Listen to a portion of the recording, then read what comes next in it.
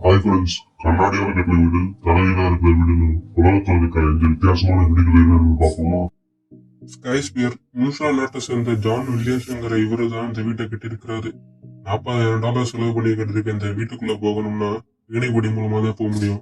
இங்க இருக்க கதவு எல்லாம் மொபைல் மூலமாவே கண்ட்ரோல் பண்ண முடியும். இவர் இந்த வீட்டை கட்டினதுக்கான நோக்கம் என்னன்னா, யாரோட தொந்தரவும் இல்லாம தன்னோட வேலையை செய்யறதுக்காக கட்டியிருக்கிறாராம். Boeing 727 house in USA.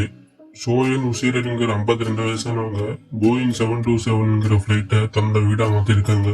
அவங்களோட வீடு தீ விபத்துல ஃபுல்லா எரிஞ்சு போனதால வீடு தேடி அலையும் போதுதான் 1968 இருந்து 1992 வரைக்கும் பறந்துகிட்டு இருந்த ஒரு ஃபிளைட்டு சும்மா அடிச்சதை கவனிச்சாங்க. அந்த ஃபிளைட்டை வாங்கி தன்னோட வீடா கன்வெர்ட் பண்ணிக்கிட்டாங்க. இந்த வீட்டுல bedroom, kitchen, dressing room, washing room போன்ற எல்லா transparent house in Japan. Japan நாட்டில் இருக்கிற சோகுஷிமோட்டோ என்பவரால் கட்டப்பட்ட இந்த வீடு ஃபுல் அண்ட் ஃபுல் கண்ணாடிகளால் கட்டப்பட்டது. இந்த வீட்டுக்குள்ள யார் இருந்தாலும் வெளியே இருக்கிறவங்களுக்கு பார்க்க நல்லாவே தெரியும்.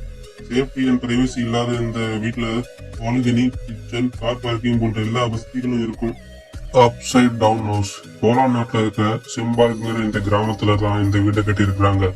டேனியல் சிம்பாஸ்கி என்கிற இன்ஜினியர் தான் 2007 இந்த வீட்டை கட்டினாரு. வெளியிருந்து பாக்குறதுக்கு எப்படி தலைகீழா இருக்கோ அதே மாதிரிதான் இந்த வீட்டுக்கு உள்ள இருக்கிற டிவில இருந்து டாய்லெட் வரைக்கும் எல்லாம் தலைகீழா தான் இருக்கும். இந்த வீடு இங்க வர சுற்றுலா பயணிகளை பெருமளவு இருக்கிறதா சொல்றாங்க. ஹவுஸ்.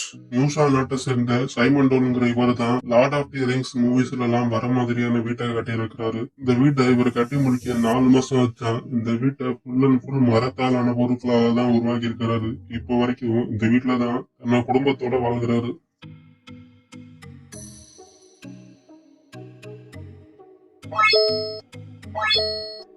Bye.